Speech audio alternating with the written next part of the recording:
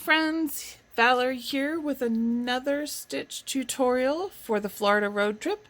This one is for my leg 8, and as you can see there is a lot going on. So the basic skill we'll be using in this leg is intarsia, and what intarsia is working with multiple colors of yarn but not carrying the yarn behind. So we'll be using long threads or bobbins so that as you knit across a row, and because of the shaping of our shawl, we're knitting like this and then coming down like this, right? So as you're knitting that, you have a thread of variegated and then the dark, the medium, the light, the medium, the dark, and the variegated. And there is not any yarn carried on the back.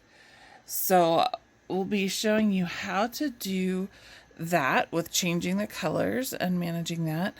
And I couldn't just leave it with that. I had to throw in a few other things. So we have the background here, which is actually a little bit thicker because this is all seed stitch, and it just gives a really nice weight to the back of the shawl and a thickness to it, which I really like, and it supports all these extra beads very well. There are 100 or so beads here around the outside of the motif, and then there are a few beads outlining the shape.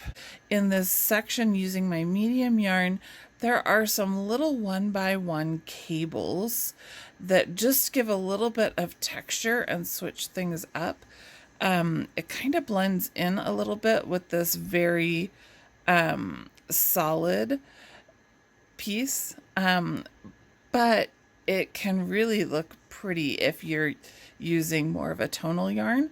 And I actually like the very subtle texture that it gives it. It's not just flat. And then here in the center, there is this eyelet lace.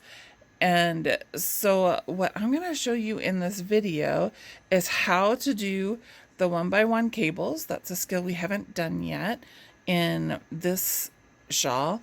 And I'm also going to show you some of the basics of changing colors when doing intarsia.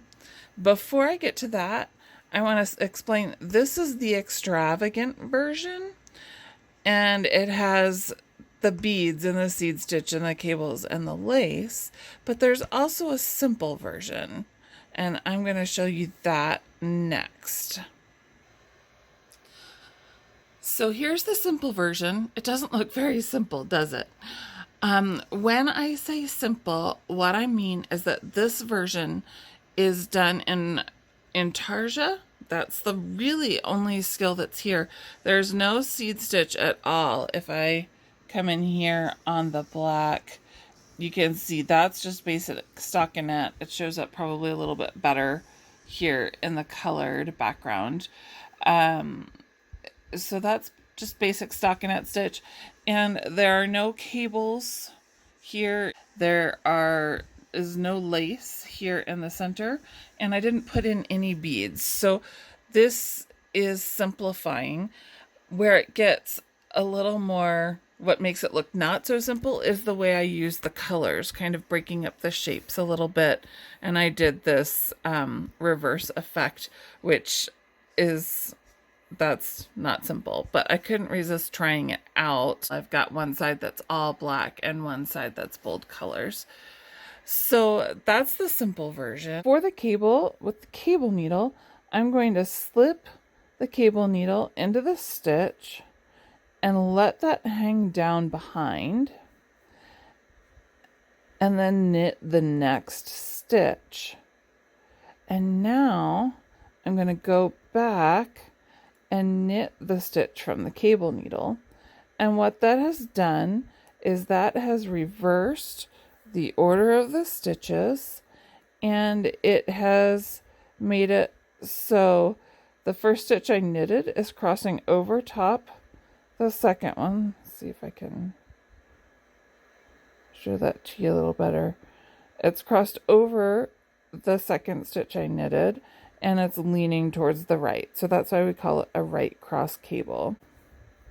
Now, as a side note, we are still working what's called a mitered square. When you come to the center, you may or you may not have a marker here, but so we're gonna slip those 2 stitches, knit 1, pass the slip stitch over in order to maintain our decreases. All right, so there is a way to do a 1x1 cross cable without a cable needle. Here's how it works. To start with, you're going to slip those 2 stitches together.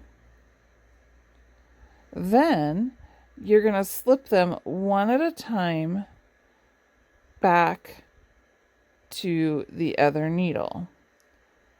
Okay, and then you go ahead and knit 1, 2.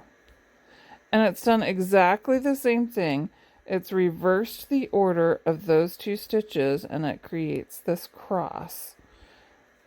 Let's do that again. I'm going to slip 2 stitches knitwise together. So I'm slipping those 2 stitches at the same time, just as if I were going to knit 2 together. That's how I'm inserting my needle. So I'm going to slip those, and then I'm going to put the point of the left needle into the middle of the first stitch and slip it back, and then slip the second one back. And that has reversed the position of the stitches on my needle. So that actually did the work of the cable right there. And now all I have to do is knit them. 1, 2. Now let's talk intarsia. Okay, so let's talk charts for just a minute. The charts, there are 2 sets of charts for this pattern. One is at the end of the pattern, and it is for the simple version. And here's the extravagant version so you can see the difference. Okay, there's a lot more activity going on here with the symbols. The simple version is really just the plain stockinette in the middle, but it's important because it shows you all the color changes. So the white is our variegated yarn, and then we have our dark, medium, and light yarns. So when you're knitting in intarsia, you're just doing the number of stitches that are shown in a given color, and then you're changing to the next color. Here's where it's a little more complicated. You're starting with your variegated, then you're doing a dark, and then you get into the light, or well, that's the medium, as you work across. So you have a number of color changes happening across the row.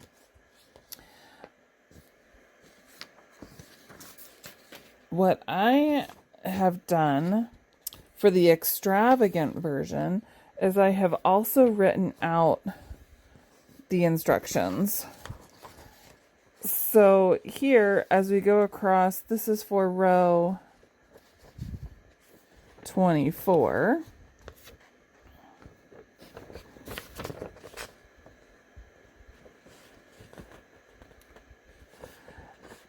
And what you can see as you work across, it's broken down to what you do with the variegated yarn, and then what you do with the dark yarn, and then the variegated. Each time it mentions a color change, you're using a separate strand of yarn. For simplicity's sake, I just have 3 colors. I'm not following the chart. I'm just doing some blocks here to make it easy to show you. I wanted to show you how to interlock those color changes. And I'm actually going to show you from the back first. So here is what I call my yarn spaghetti. I like to leave my yarn loose because I can pull one thread out of the middle of that without any problem and get it separated. Whereas if I have it rolled up into a little ball, or if I have a bobbin, as some people do with intarsia, I feel like they get tangled. So I prefer to leave mine loose, but they can become a bit of spaghetti. That so it's important to like untangle periodically throughout your knitting. So I am working across to my first color change, and this is so easy. So here I am. I'm getting ready to change from this variegated yarn to my dark green. So what I do is I'm going to put the variegated yarn down, and I kind of hold that with my thumb because it makes me feel better. And then from underneath that variegated, I'm going to pick up the dark green. And I kind of pull it out that way to loosen it up and get it separated from whatever other threads I have dangling. And now I'm just going to work in my next color. So again, all I'm going to do is put my yarn down over top and pull the new yarn out and work with that from under. And what that is doing is it puts a little twist in the yarn, and you can see here that it's starting to build this little line here, and that just shows that your yarn is interlocked. We're going to do exactly the same thing on the right side. I have what looks like a hole, and that is very typical at the spot where you join, and that is easily remedied when you weave in ends. So here is the end to that, and when I go and sew this in and tighten that up, you can see that hole goes away. Others. Okay, so let me see if I can flip this over. I'm at the color change. So this is the old color. I essentially just drop and let that go to the side, and then I'm picking up the new color from beneath. So here I am at my next color change, and I'm gonna put that down over top and lift up, pick up new yarn, and you can see I'm kind of pulling it out from the midst so that it is free for me to work with. And by pulling it out like that, that just keeps my yarn spaghetti under control. If I'm pulling each yarn, each strand out each time I use it, it really reduces the tangles. How do you decide how long to make your threads? 1 to 2 yards is what I have listed in the pattern.